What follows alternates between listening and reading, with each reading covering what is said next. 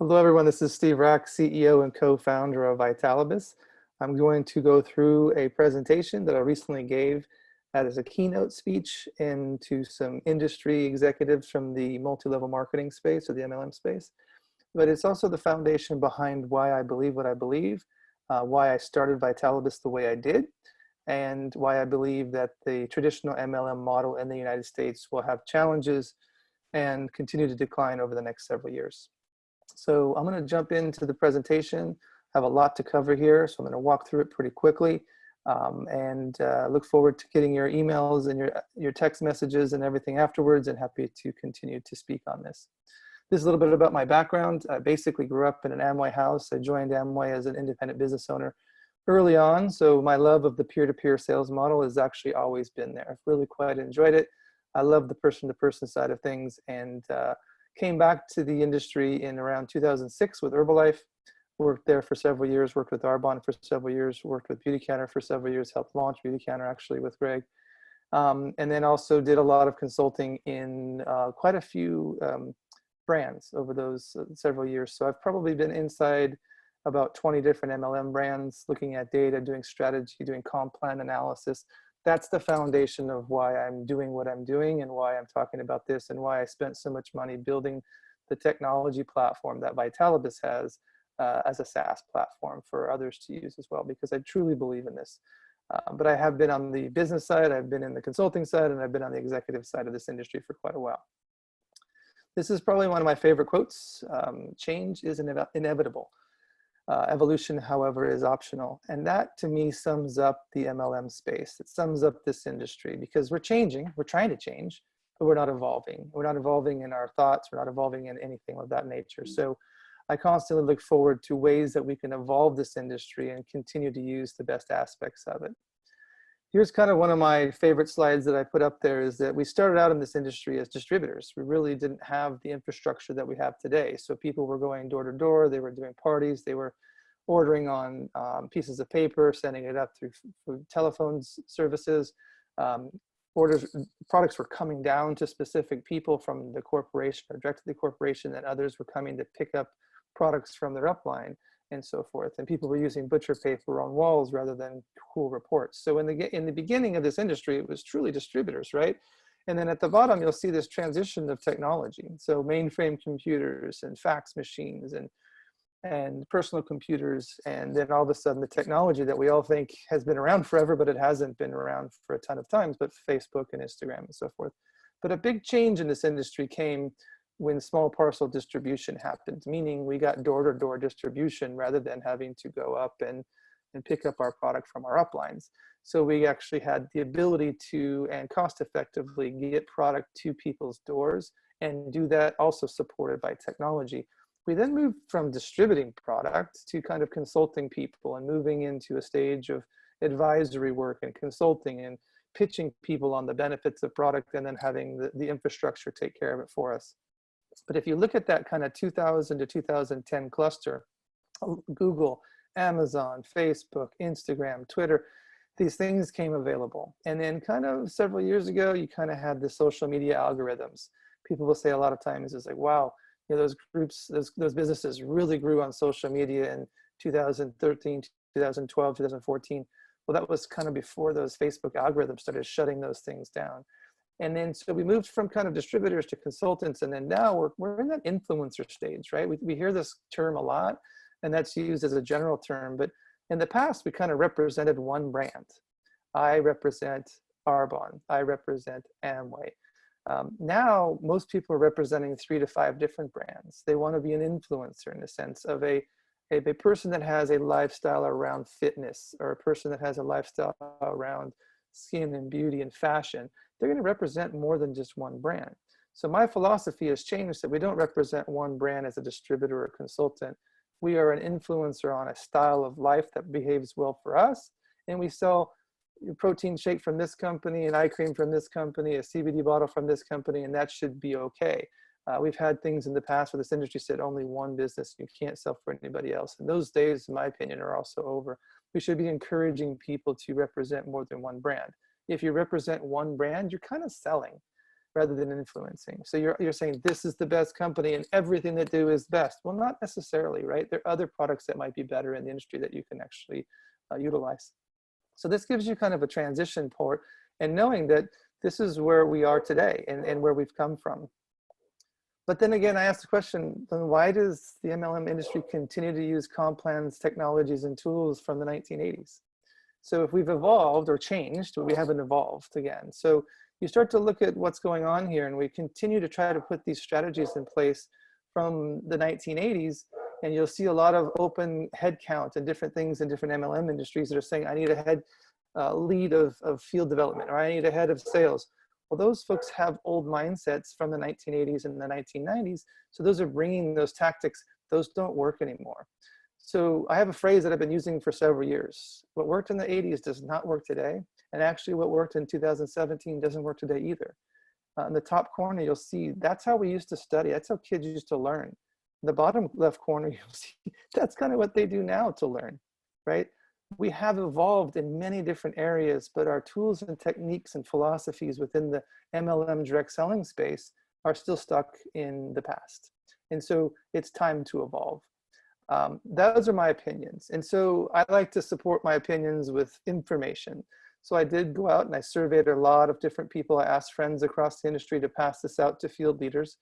And I wanted to know if you've been around the business a long time. So we targeted people who had been around the business a long time. And the feedback of this survey, we had 90% of the people had been in the business for over 3 years. Perfect. I wanted to hear from them. The next group of, or subset or slice of this was I wanted people who were building businesses, not just buying at wholesale, or not just selling once in a while, or not just influencing, but actually building a business. So 76% of these respondents, so 90% are in the business 3 years or more, 76% are building small or large scale businesses. And when I asked them a whole bunch of other questions, what came down to it was this. This is one of the takeaways, was 64% of those in the survey said it was somewhat harder or much harder to build their business today than when they started. And only 17 said it was a little bit easier or easier. So this kind of gives you some of the data. We know the trends, we see what's happening in the macro side of things, but this is coming from field leaders in MLM spaces today. And so 64% say it's harder or much harder. So why? So we asked the kind of a free form question. And the way that I actually look at the data of this free form question is this. These are the answers that kind of came out.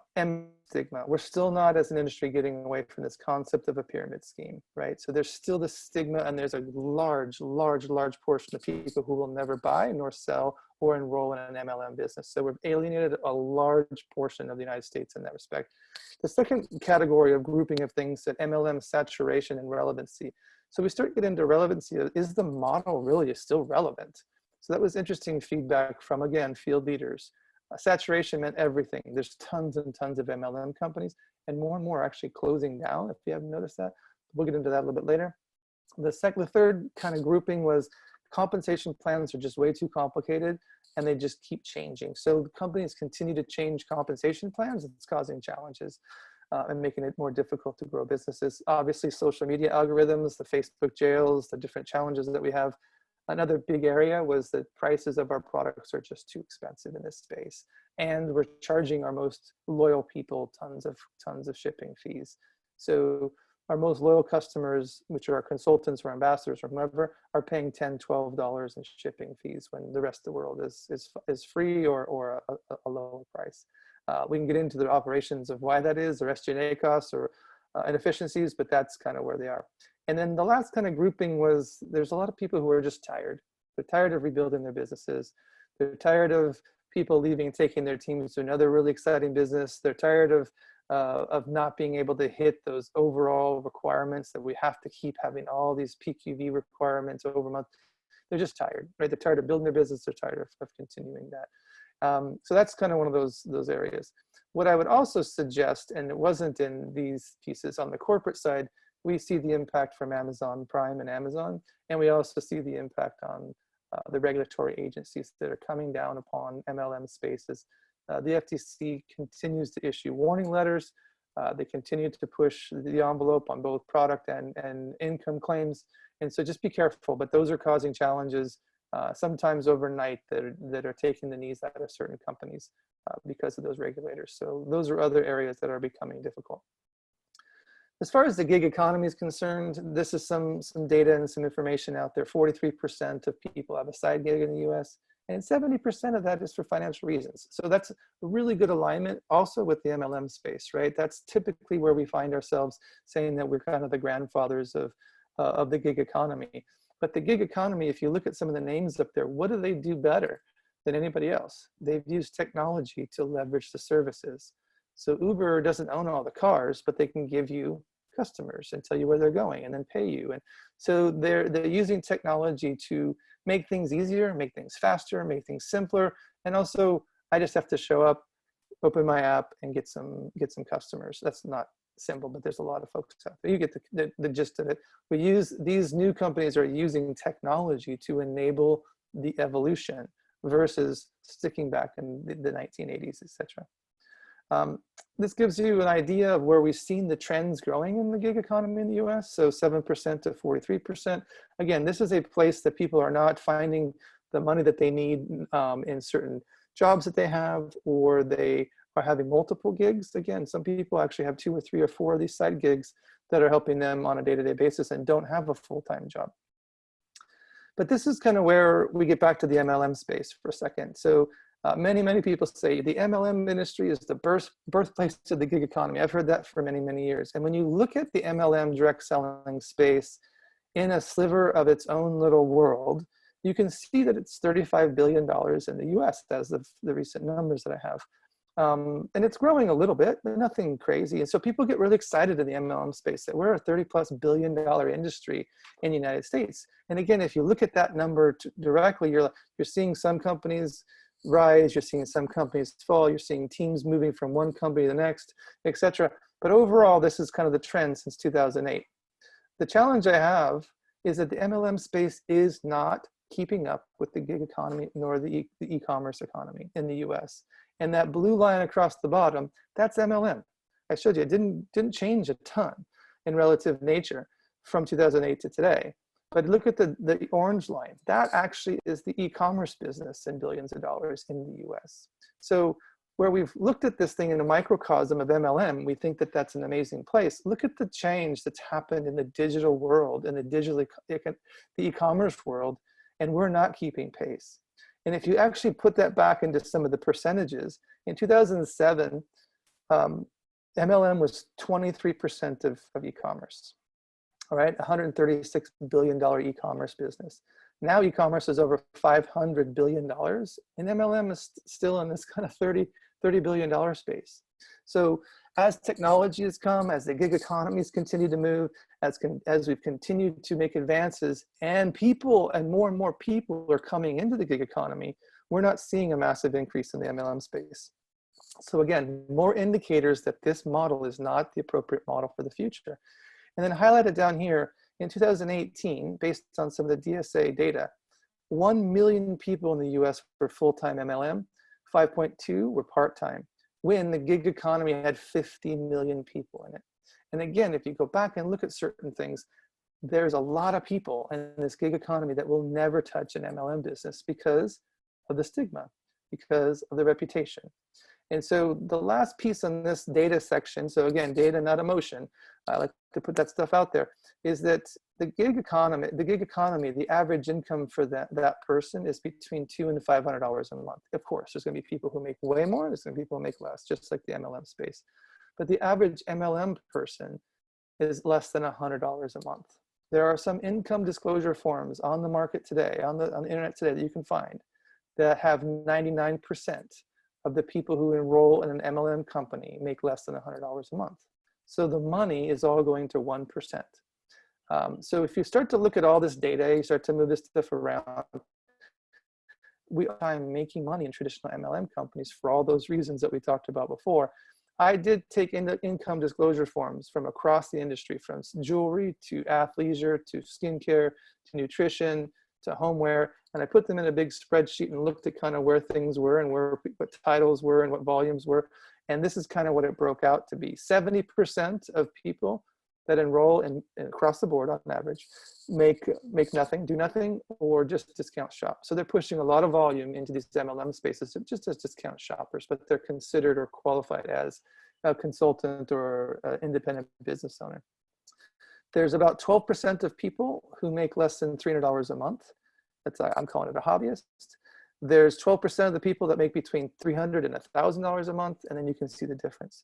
So 94% of people make less than $1,000 a month in traditional MLM businesses, right? Again, why? And this comes back to the stigma, the comp plan, the saturation, the complexities, the algorithms. It makes it difficult to continue this model, and it makes it harder and harder and harder when there's easier options out there for people in the traditional gig economy, right? And so that's one of the big areas there. Again, change, I'm going to reiterate this, change is inevitable, but evolution is the place that we have to be. It's optional, and this industry has to evolve, and it's not by using the same compensation plans and the same approaches that it's been using for decades. This is a good visual.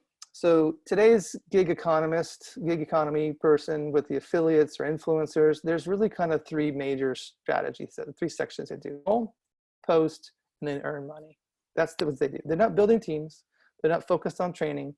They're not trying to win a trip. They're not trying to get a whole bunch of people to Las Vegas. They're enrolling, they're posting, and they're earning. This is what we do in the MLM space.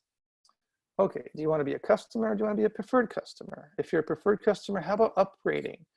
Oh my gosh, you upgraded to a consultant, you didn't meet your criteria. Oh my gosh, you just got compressed and you got downgraded. Oh, you want to be a consultant? Okay, here's the policy that you can only sell for us. Here's, sign these terms, conditions, give me your social security number. Here's the fast start program, compensation, trips, Zooms, this. See it? See the difference? Enroll, post, earn. That's the gig economy today. MLM today, and still today, from decades and decades and decades ago, is everything on the right. PV, BV, QV, RV, CV, training this, training that, product this, incentive that. This is one of the major differences of what's happening in the space, and what people just say, I can't do it, I'm done. And so make sure we continue to evolve.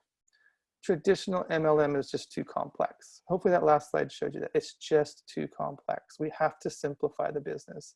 And we know that today is an attention-based economy. You get there and you scroll through Instagram at a stoplight. You're constantly here, you hear your text message ping, you jump on it. And so we have an attention span of about 8 seconds, and that's less than a goldfish. That's a study from Microsoft Canada. It's a little bit dated, but it's a fun little study.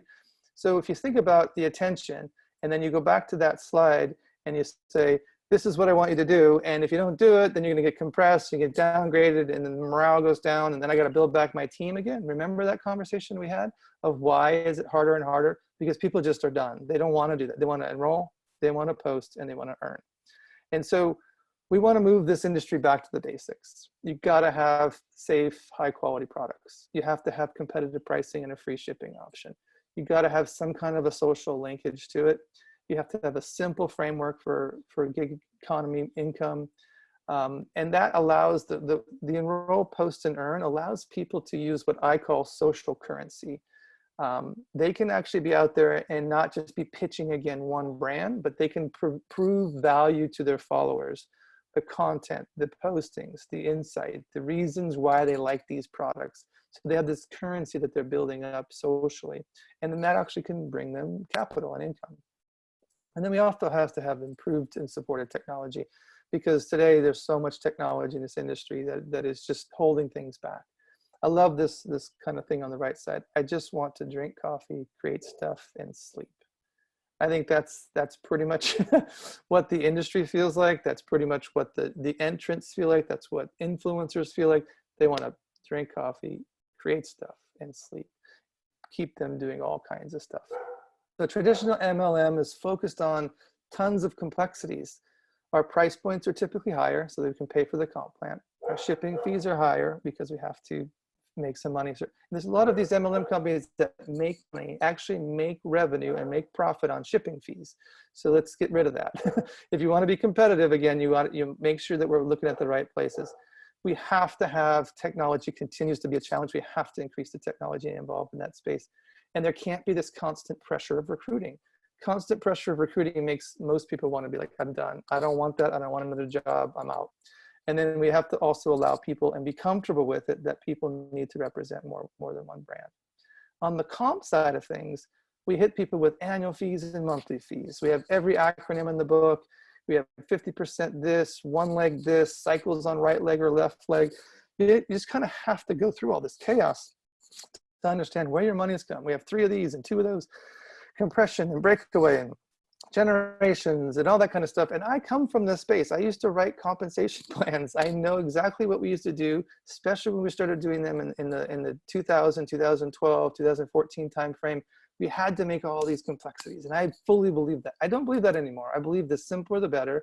And I believe that those complexities of 50% rules and right legs and left legs is all about putting people and placing people. At the end of the month, place orders under Mary because I got to get Mary qualified. Once I finish get Mary qualified, I move over to Cindy. I start placing orders under Cindy and recruiting under Cindy so she can qualify.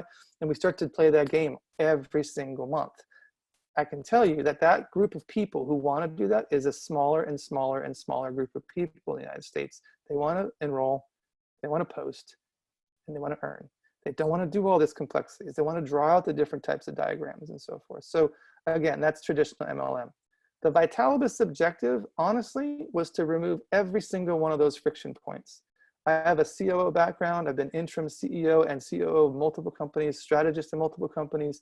I've overseen call centers. I've looked at all the data in companies. I looked at all the major pain points, and the Vitalibis objective and what we built our technology on was to remove all those friction points. The concept was simplify and automate, but take the best aspects of affiliate marketing, the best aspects of traditional MLM, and move those into one specific place. That actually gets rid of the stigmas, get rid of the complications, get rid of all those different things, supported by a robust technology platform that we created. And that becomes a much more attractive opportunity to the gig workers and the masses than traditional complex MLM. So what we looked at on the affiliate marketing side was, you know, their commission structure is 5 to 20%, enroll, post, earn. They use cookies. The average income, like I said, was less than $500 a month or so, $200 to $500 a month, but they could represent more than one brand. The traditional MLM company actually was on the efforts of themselves and the team. They had abilities to get up to 40, 45% of the commissions. Some companies a little bit higher, of course, but the average. But they had complex comp plans, tons of stigma, expensive products. We went through that. 94% made less than $1,000, and most of the MLM brands want you to represent just them. So when I looked at creating Vitalibis, this is where I came to, and this is where I started, this is where I ended, and this is where we're consulting with a lot of companies right now with our technology. We're taking, yes, your efforts and some team efforts, but only 2 levels. Because the majority of people don't recruit teams, recruiting is way down, and 2 levels is really where you're getting the majority of your work from. Because people who are placing people 3, 4, 7, 8 levels down, they're the recruiter anyway, and they're doing that to actually manipulate the comp plan. So if you remove all the comp plan complexities, you allow people who are great recruiters just to go crazy wide, let them go for that. We brought in the same concept, 20 to 45% commissions, removed all the stigma, removed the whole concept of cookies that happens in affiliates. So once they've connected to you, they're always connected to you. Competitive pricing, free shipping, robust technology. And this particular model allows you to make $500, $1,000, $10,000 a month, and you can represent more than one brand. And we want that for you. We actually encourage that because we believe, again, that it's not selling that way. So that's kind of how we took pieces of these 2 different models and brought it into the Vitalibis model. We do a one-time fee, so there's no annual fees, there's no monthly fees, there's no knick-knack fees on that. One-time fee, $20 for 20%. You can stay there if you want. You don't need to move up, you don't need to do anything. You're basically a preferred customer. Instead of having that upgrade path, you upgrade into earnings by behavior. You don't upgrade in by buying a kit, you upgrade just by behavior. If you get a check, you're what we consider a VIP ambassador. If you don't get a check, you're basically a preferred customer. There's no required monthly buying or selling. There's no PQV requirements. There's no titles. There's no structures. Those hidden rules. Simple plan. You get URLs and custom codes. Your commissions are paid on subtotal amounts. They're not paid on divide this by this, multiply this by that, take this BV, PV, it doesn't matter. Whatever the subtotal of that order is what you get paid. So if you're paying retail, the subtotal is retail. If you're paying wholesale, the subtotal is wholesale. There's no more moving those numbers around. It is whatever the subtotal is. The two-level plan is this. You can have as many customers as you want. This is the typical tier structure that we have: 20% from 1 to 500, 500 to 1,000, 25, and over $1,000 a month in sales, you get 30%. So again, just do that, it's fantastic. There's no requirements to do any of it if you don't want to. Level 1, so you enroll an ambassador. There's another tier structure there because we believe, and I know from the data, that this is where those recruiters are fantastic. This is your personal activity. This is exactly the effort that you were putting in. So you're not getting the lottery of a whole bunch of stuff coming to you. This is directly proportional to your efforts. So you'll see 5, 7, and 10% on the side there. Plus we also do some cash and monthly bonuses. And then level 2 is always at 5%. Again, at 5% of subtotal. So that could be a whole bunch of retail numbers down there. So if you've got a whole bunch of people selling great retail customer volume, it's 5% of retail. It's not 5% of wholesale. It's not 5% of commissionable volume. It's all in the subtotal number. So the numbers that we're talking about, 5% is way higher than normal MLM companies. And then for those who actually have leadership chops and want to build big teams and want to do different things, we have a special council for them, special incentive program for them. It's invite only, okay? And so we are always looking for those kind of individuals to come to the table, but it's invite only. That helps us with our culture, but it also makes sure that we don't oversaturate this with large types of egos and different things of that nature, which I'm being honest, right? That happens. So this is very simple. This is what we're doing. This is how we're doing it. Our technology supports it. We're licensing this technology all over the place now because this is, in our opinion, the future of the MLM industry. It allows you to still make traditional and significant money, but it also allows us to attract so many more people to this model. It's the new standard, in our opinion. Again, last slide, last time I'll talk about it. Change is inevitable. Evolution is optional. So we are seeing that happen. We are moving hard. We're continuing to push for evolution. We have a fantastic program. We're hoping that you can continue to open the doors and have conversations and jump on Zoom calls and do all the social distancing fun stuff that we have to do. But we're here for you. customercare@vitalibis.com is an email address that could come to me. And I'm looking forward to having conversations, answering questions, and moving the business forward. Thanks so much. Enjoy the rest of your day, and we'll talk soon. Be well.